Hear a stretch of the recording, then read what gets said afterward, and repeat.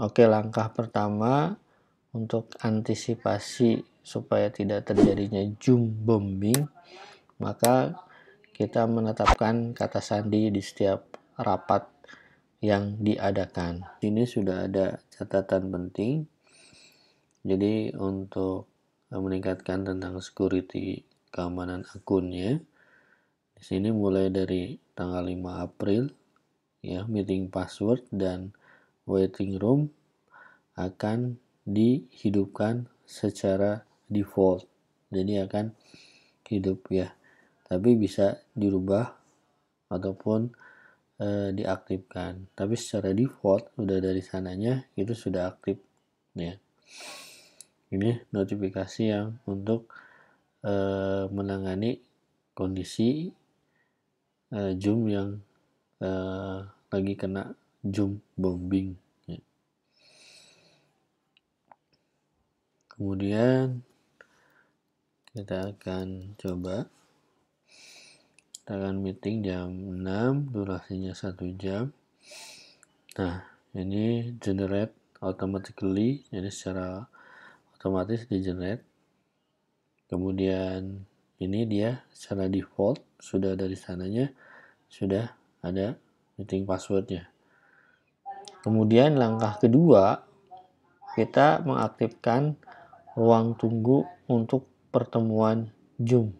Jadi aktifkan ruang tunggunya. Nah, kemudian ini juga sudah dari sananya secara default enable waiting roomnya. Jadi pastikan ini dalam kondisi aktif. Kemudian kita coba save. Kemudian yang ketiga, matikan webcam atau kamera yang memang tidak perlu ya, atau memang orang yang memang kita tidak tahu dan dicurigai. Jadi sebagai host matikan saja. Nah, inilah caranya seperti ini. Nah, seperti ini kan, ini sudah hidup. Nah, ini siapa nih gitu kan. Nah, ini kita tinggal ini kan aja. Oh, ini kayaknya berbahaya nih. Nah, artinya kita klik more, kemudian kita stop video. Ya. Jadi sebagai host ya, kita berhak untuk mematikan video yang sudah ada sehingga tidak terjadi pada hal-hal yang tidak berkenan. Nah, di sini juga artinya perlu adanya admin meeting. Yang admin meeting ini yang harus bisa mengawasi siapa saja yang akan atau siapa saja yang berada dalam meeting itu. Jadi bisa terkontrol ketika ada tindakan kejadian apapun, si admin itu dengan cepat melakukan tindakan seperti yang tindakan ya, si admin tersebut melakukan tindakan pencegahan. Yang keempat, nah, kita mencegah orang lain atau partisipan untuk membagikan layarnya. Nah, untuk selanjutnya kita akan mengatur ya, untuk mengatur share screen ya, share screen. Jadi hanya hanya yang boleh. Jadi untuk keamanan, sekali lagi kita akan mengatur share screen ini yang hanya bisa share screen hanyalah host atau tuan rumah saja. Atau nanti bisa saja kalau semuanya sudah dianggap bahwa di ruang meeting itu adalah sesuai orangnya, tidak ada intruder ya, baru kita melakukan setting one participant can share at a time. Artinya satu peserta atau satu partisipan meeting itu boleh satu kali untuk share. Nah, untuk mengatur supaya kita host saja untuk hanya yang bisa untuk share screen ini, klik di sini advanced sharing string. Nah, kemudian di sini who can share, ya kan? Di sini di awalnya ada tulisan juga how many participants can share at the same time. Nah, ini one participant can share at a time. Who can share? Siapa yang bisa men-share screen-nya ya. di sini di secara default ini adalah all participation, all participant. Nah, kemudian kita rubah klik only host ya. Jadi yang hanya bisa nge-share itu adalah host saja. Oke. Kemudian oke.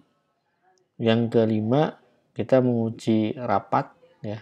Jadi mengunci ruang meeting ya. Mengunci ruang meeting. Jadi hanya tertutup ya, jadi dikunci. Kita akan melakukan penguncian di ruang meeting. Caranya itu kita sudah masuk di area meetingnya. Anda bisa lihat di sini di sebelah kanan ada more ya, di pas di kolom partisipan ini. Ini ada klik more. Kemudian kita lakukan lock meeting. Kemudian nah, tidak ada join, jadi kita lock ya. Jadi sekarang ini sudah tidak ada lagi kalau sudah masuk semua, kita identifikasi semua, meetingnya sudah ini, ibarat kata itu adalah kuncinya kita tutup ya. Nah, jadi di ruang meeting itu hanya ada yang berkepentingan saja. Demikian, kemudian kita klik OK untuk nge-locknya. Nah, sekarang yang keenam, jadi mematikan attention tracking. Nah, yang ketujuh, mematikan local recording dan mengaktifkan recording consent. Ada recording. Nah, di sini ada yang local recording. Nah, di sini local recordingnya kita matikan. Turn off. Jadi fungsinya ketika kita mengaktifkan local recording, maka si partisipan itu tidak bisa merekam, karena kan fasilitas dari Zoom ini mereka bisa dengan leluasa merekam ya dengan cara mengklik rekam meeting. Nah, dengan fasilitas ini untuk menjaga-jaga jika kondisi meeting itu adalah sangat penting dan terbatas, maka dilakukan local recordingnya itu dimatikan ya. Jadi sebagai admin ya kita bisa mematikan dan mereka tidak bisa melakukan perekaman. Nah, itu. Kemudian yang kedelapan, jadi mengingatkan remind privat ketika menggunakan Zoom. Jadi ketika sekolah, instansi, kemudian lembaga Anda itu insist atau bersikeras untuk tetap menggunakan Zoom, jadi pastikanlah ketika Anda melakukan meeting dengan Zoom, seminimal mungkin membicarakan tentang data-data yang berhubungan dengan umum. Jadi tidak ada data-data yang sangat rahasia gitu. Jadi umum saja. Jadi untuk meeting secara kalau tertutup kemudian meetingnya sangat urgent dan penting, alangkah baiknya memang menggunakan fasilitas yang lainnya yang lebih terjaga. Mungkin itu sampai nanti ada keterangan bahwa atau jaminan dari Zoom sendiri untuk fasilitas Zoom meetingnya.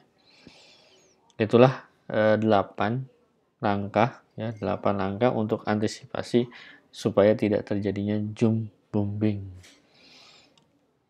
Itulah 8 langkah untuk mengantisipasi supaya tidak terjadinya Zoom bombing. Demikian